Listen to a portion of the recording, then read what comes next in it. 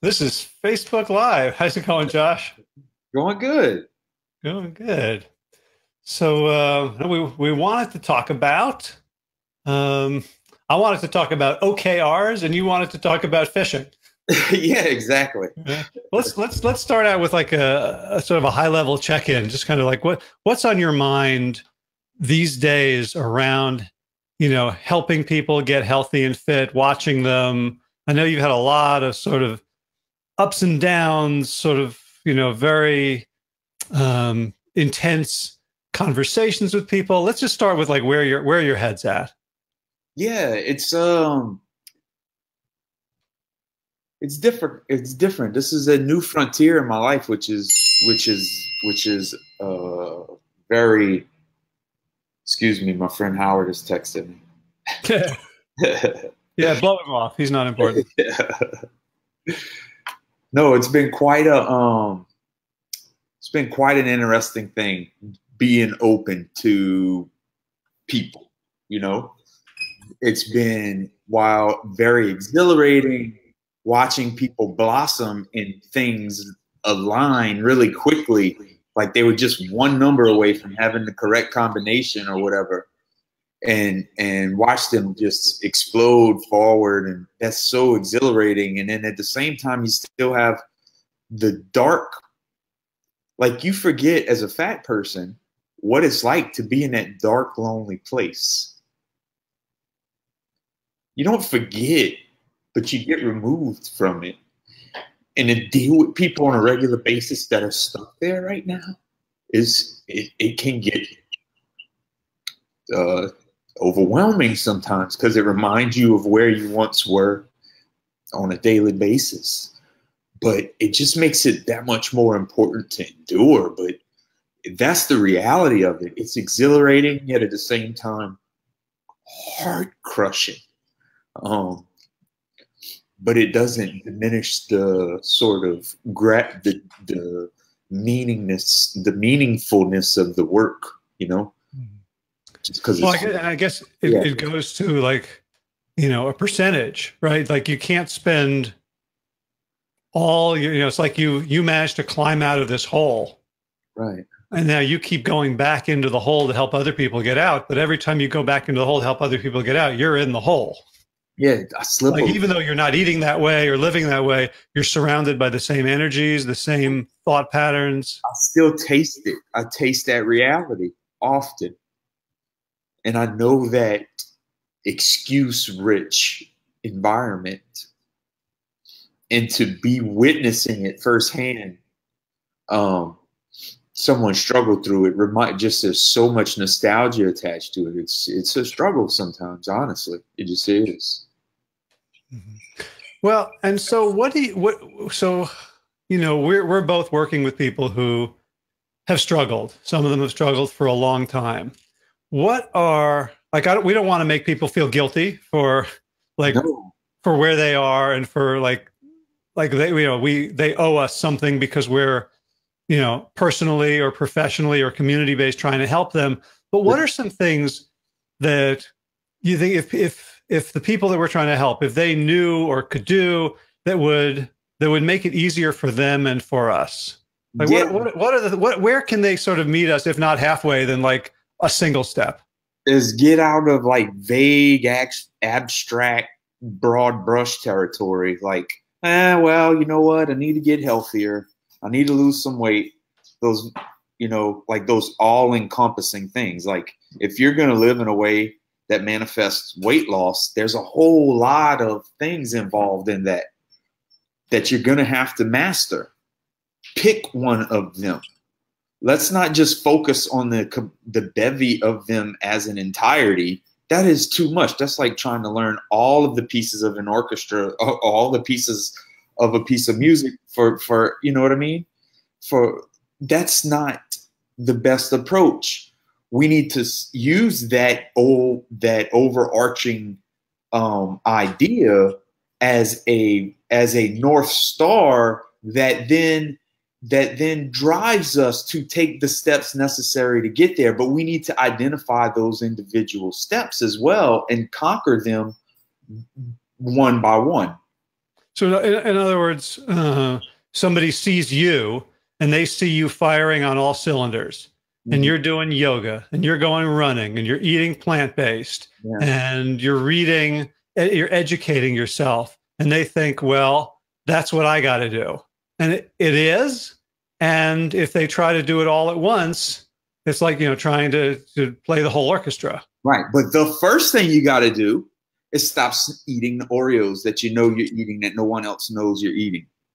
That's the first thing you got to do is the low hanging fruit. The first thing you got to do is the stuff that you're not willing to share, you know? So I love that. And what I just heard in my mind is like, if you want to come to me for help, the first thing you got to do is the stuff that you don't need me to tell you. Yeah, right. Let's start there, please. Let's stop spinning our wheels with you standing next to me as you lie to us. Mm-hmm. So if you think back to those days, did you lie to people? Yeah. Like what was right? It's easy to tell people like, don't lie, just be honest, tell us the truth. But there's a lot of emotional pain that goes along. Sure. Like what were some of the things that you had to overcome in order to be honest with yourself and others about how your habits were affecting you, what they were? Yeah, I just, it's easier for me to talk about maybe examples of what I used to do, like trickery. Uh-huh. Like food example, like, I just had a salad for lunch. Well, in reality, I had a margarita, several baskets of chips, some salsa, and a buffalo chicken salad with fried buffalo crispy pieces on top and blue cheese, right? And that would be my projection to people around me. Oh man, yeah, I just had a salad for lunch. As if there's no reason why I'm stalling on the weight loss. What's the deal with the plaque? Bro, I don't know. I'm just a big dude, I guess. But I was lying to all of us, secretly. It was like a foogaboo I was doing to myself. Yeah. So did you know at some level that this was a trickery, or did you fool yourself too? I let myself be fooled because it was a too good to be true thing. There's no way that this amazing blue cheese dressing and all of this stuff is really healthy just because it's in a salad form. I knew there was a deeper understanding of nutrition that would probably say otherwise, that this is not a healthy thing. But I was surface level. It was better than my triple whopper with cheese. So I had already lost, some weight, right? But I was still, and I was making mystery of, I don't know why I'm stalling. I'm eating salads for lunch, that kind of a thing. And that's hard for other people to tease out of one's behavior. That's some self-work that's got to be done.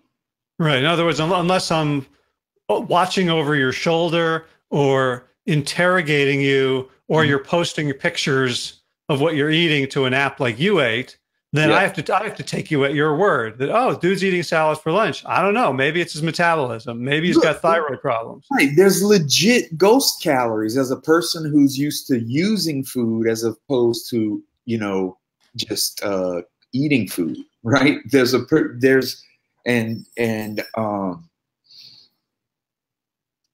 Yeah. So I would say, like, even before, if the first thing we're asking you to do is like get rid of the Oreos that you're eating and you won't tell anyone, I would say actually the first step is admit to the Oreos. Like before you change anything, like let's look at what is right now. I was listening, I can't remember what I was listening to, but it was the narrator of the audiobook said a line like, humans tend to paint the world they want onto the world that is. Right. Almost, I think it might be fun. Also, just totally off the top of my head right here as we're talking, to like in the beginning, get people to post, like almost as a joke and as a goodbye, some of the worst meals or the most important things to put in the You Ate app, It's almost like as a before pick, that might be a fun way to do it. A before pick of your meals. Yes. Yeah. Well, Dr. Garth has his patients do that. He'll have them make up a board and take a picture of themselves and paste pictures of all the things that got them there. and Mhm. then a dream board, like, and then like the things they're going to eat to get them to that new place. Yeah. So, all right. So when can you remember when you stopped tricking yourself? Like maybe the first, because it feels hard. And I'm thinking about myself right now around finance. Like I don't consider myself a money guy. I'm not good with money. I don't think, and so when money's tight and I get like an email that says, you don't have enough in your checking account to cover this bill, the last thing I want to do is go look at my checking account. Yeah. And so I can feel the feeling in my body of, oh, don't like this. I can feel where it is in my chest. And then once I feel it, then I go, oh, I'm like a kid. I'm 53 years old, but I'm still completely irresponsible about money. I'm so ashamed of myself. I hope no one knows about this. And it just sort of spirals, which I think people have the same sort of thing about their food.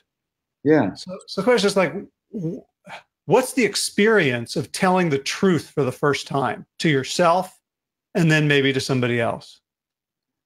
Yeah, it's scary, but I think the thing that cut through all of that for me was that real understanding of how health was connected to all of these things. Without that understanding, you know, you don't have, I wouldn't have had the gravity.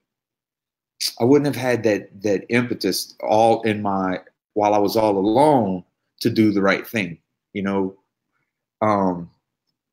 That was a thread that cut through everything, was feeling that connection to the food that I had grown up with. And I had a million nostalgic reasons / excuses around the consumption of, seeing those things tied to Mama's death at 67, Bam Bam's demise and slow, deterioration as a patient with vascular dementia and heart disease, and watching other people in my family die and suffer with heart disease, and the many, many, many people I know in the mobile home park that I run, all the people with heart disease, watching that and understanding how it was connected to all of these shits and giggles types foods that make us really pound our chest as a man or as a Cajun or as a whatever, to see the connection of those really emotional foods to our actual physical demise was a big game changer for me in my mind.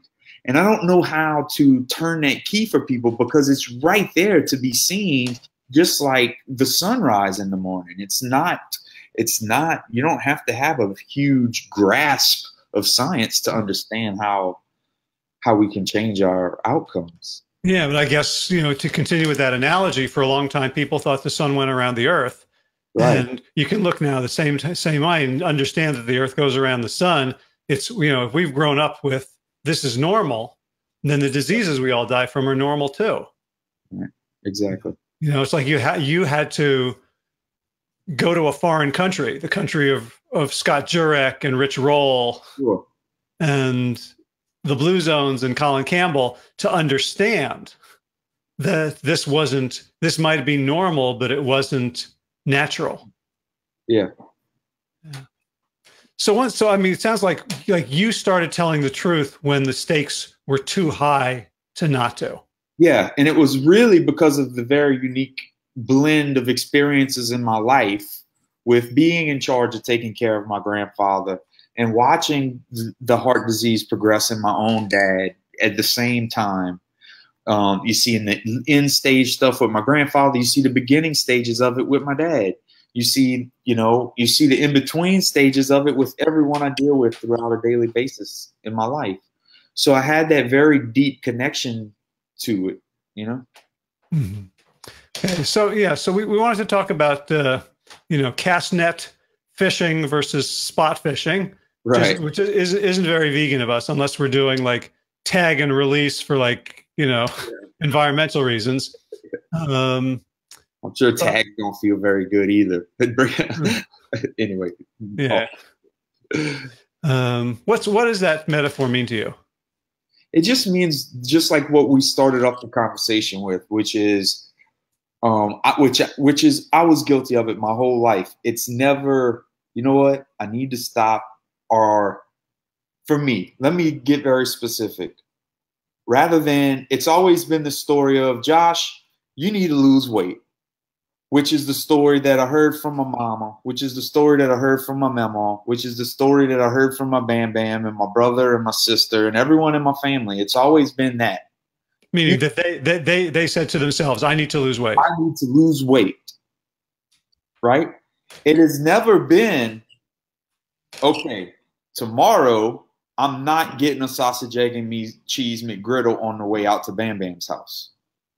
I'll get him one, but I'm gonna get a ham and egg, no cheese, McMuffin.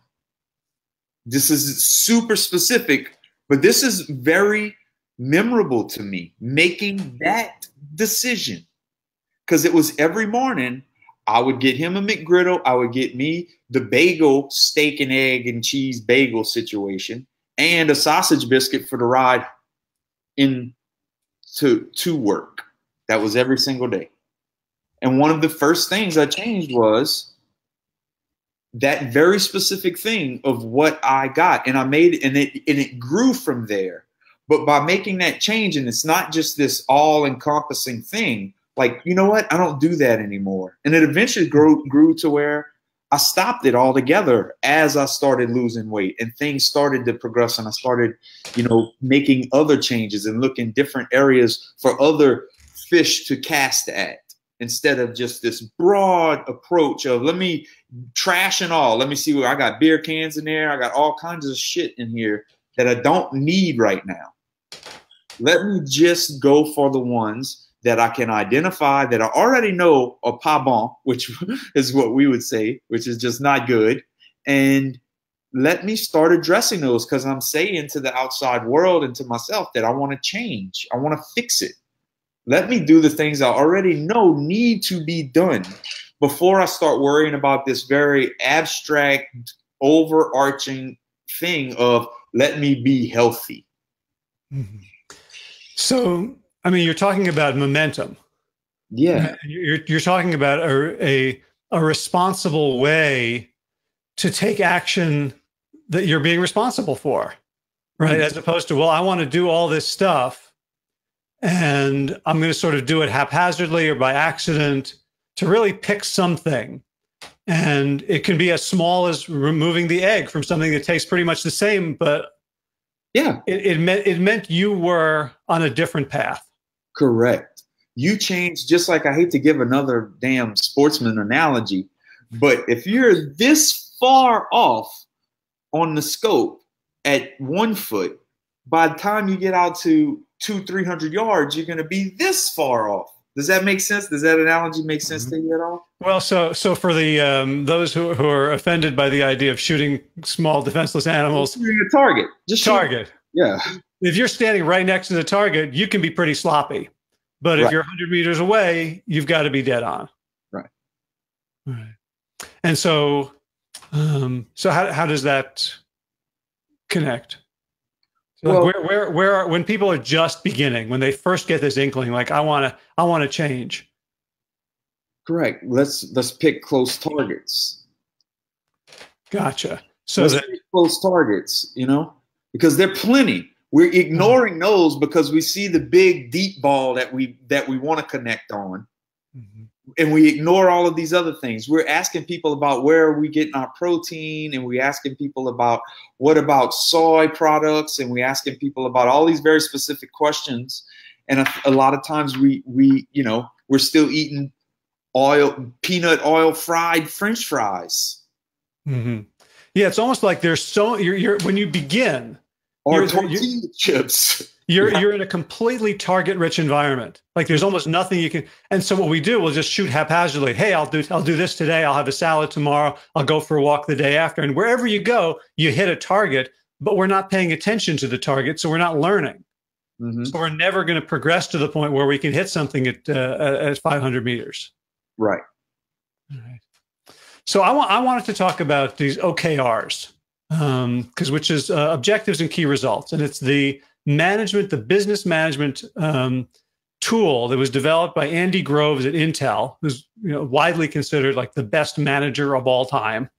and taken by his disciple John Doerr, who was the VC, the venture capitalist at Kleiner Perkins, who was the first person to give Google money. And Google has taken it and run with it. And it's really, really simple. Basically saying objectives are, what do I want?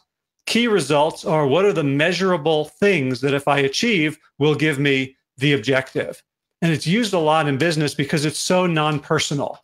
You know, you don't have a conversation where you're a bad person or you're lazy. It's simply looking at facts. Did you achieve your objectives? And and if not, which key results did you miss? Or if you achieved your key results but it didn't meet the objective, what was wrong with the key results? And it's simply a process of specificity, so everybody knows where you're going.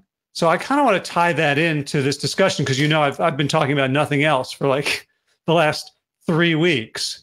So if someone's key objective is I want to lose weight, right? We're saying that's in some sense that's a great start, that's a great motivator, but it's not a great operational goal for someone who is starting.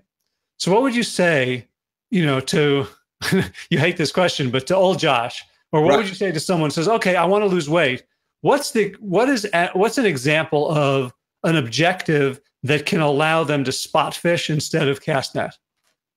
What's your worst food habit right now? What's your worst food habit? What do you know that is just exorbitant? Right. So I'll say ice cream late at night after dinner and sitting in front of the TV, finishing off a pint. So that becomes the objective. Eliminate that. Yes. Let's start even if I eat ice cream for lunch now instead. The point is, let's get specific and let's beat it. And let's make a practice of it. And we'll develop some muscle memory around beating down some of these things that have been haunting us our whole life. We're trying to lose weight without addressing those things. We're looking for the hack. Right. And so for me, then I would say the key result might be, let's make it measurable. So if I'm eating a pint every night, right, that's not unreasonable, right? I used to do that. I could do that. When I was single and like $5 for a premium Haagen-Dazs or Ben and Jerry's pint wasn't that terrible. A pint looks like a serving size to me. Yeah, and there's always another like pretzel or peanut butter nugget or something down, just one more spoonful down. Chocolate chip cookie dough was my jam. So then if someone says, okay, I'm going to stop doing that, and then they have it, they're like, oh, I failed, that didn't work. Instead, let's create a key result of, if I'm buying 10 of them a month, I want to go down to 5. And have I failed or have I succeeded? So we're looking for measurable progress. Or like, I don't want to call her out, but like my mom will keep a pint of ice cream and she will literally eat 1 spoon of it in the evening. Right? Uh-huh. And that pint of ice cream might last 2 or 3 weeks, right? And it's not that it's just, but before that, and I understand where that comes from with my mama, her mom, ice cream every night, that was our thing. And I know there's some nostalgia wrapped into it, but she has figured out a way to make it work in her life, And it's about those specific attacks. Let's address it. Let's create the fight. And figure out what we got to do to win. Mm-hmm. Yeah, and so one thing I hear you saying is that we create a very high bar for wins, right? And a very low bar, like a very high bar for individual wins, but a very low bar for our destiny. Correct. And we can if we flip that, we say like, for me, a win is this small thing that I can do repeatedly, and I know it's related to my objective. It may not get me there all the way, right? But it's a new identity. It's a new practice. It's training different muscles. Right. It's another click on the ratchet. It's just that's what it is. It's that incremental forward momentum. Now we got to have that why, that driver. We've got to really want to do this. We can't just, outsource the drive. It has to be there inside of us. And that's going to be a specific blend, very unique for every person. Right. Which is also, I think, important to not lie to ourselves or trick ourselves about our why. Like, for me, for a long time, my why was vanity. Yeah. And it kind of still is. Like, yeah, I want to be healthy, but I want to look good. And as long as I wasn't acknowledging that and saying, like, you know what, I'm looking in the mirror and I'm a little chubby, but hey, I'm really healthy. Yeah, exactly. And then but I'm like, no, I don't like this gut. I want to get rid of this gut. Oh yeah, and, yeah. And you see Garth sitting down you see Garth Davis sitting down in a canoe with not a single fat roll, in a seated position, shirtless, right? You see your friends like that. You're like, I want to look like that too. And you forget, for me, I forget that, they didn't used to weigh 230 more pounds. This is a whole different this is a whole different arrangement of materials that I have to deal with here.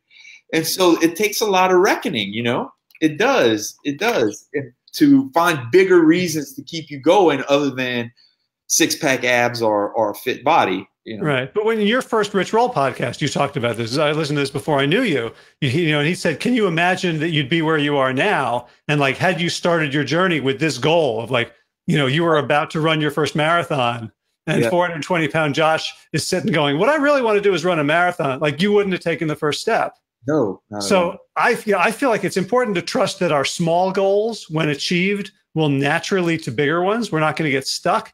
And that our shallow goals, the things we're not that proud of, like that all our desires are coming from a place of the right place. Like, trust that what you want, if you're greedy for this and you get it, it's going to lead to better things that you can, that we can kind of grow, that our desires, they may be sort of toxic imitation of like what we really want. But once we taste what we really want, which is, health and community and love and giving, like, we don't need the little stuff anymore. Right. And physical power feels good. Like physical power in a way that I've never experienced in my life. You got to think about my weight, my strength to body weight ratio is out of sight compared to at any other point in my entire life. Even when you were a hot football prospect. Correct.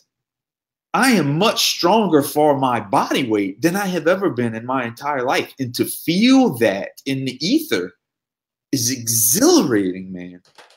It's exhilarating. I love it. I love it. You still have body image concerns. There's still stretch marks and extra skin and all of those physical, those like aesthetic attributes along with it. But the one thing that's deep down inside that is very,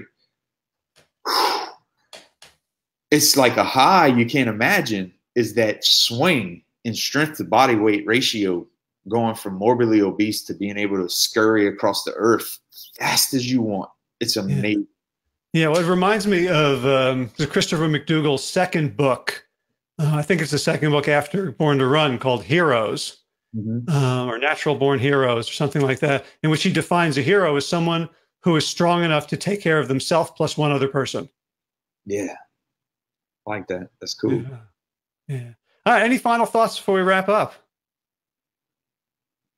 No, not a whole lot, other than just the fact that, we use that example with, spot fishing versus cast netting with, specifically, it was a food example we used, but to give also a movement example, that this is important for me to convey to people to understand, was I'm an ultra marathoner now, and that's how I identified. But way back in the beginning, I was just coming to the realization that, hey, Josh, 3 sets of 10 and playing grab ass with Jeffrey in the gym every morning is not going to get me where I need to go. So I had to surrender to the fact that I needed to sweat a little bit more and raise the heart rate a little bit more. That was a very early stage realization. And the way that I moved forward on that was simply by going outside and going from one light pole to the other for a jog, and then walk the next one, as many as I needed to, before I felt like jogging again. That small of a step, whether it's in movement or food or how we think about ourselves, instead of going, you fat piece of shit, you need to get it together. Like, hey, it's been a long ride, huh, brother? We're going to fix it, though. I love you. That's a whole different the relationship to consciously have with yourself, right? So whatever arena it is, whether it's menu or mindset or movement, find the next bite and let's take this one bite at a time together. All right, beautiful. Josh, thanks so much for sharing your insight. This closes our inaugural WellStart Health Facebook Live. Hope folks enjoyed it, and we'll see you on the FB and hopefully other places as well. So, thanks a lot, man. Guys. Peace.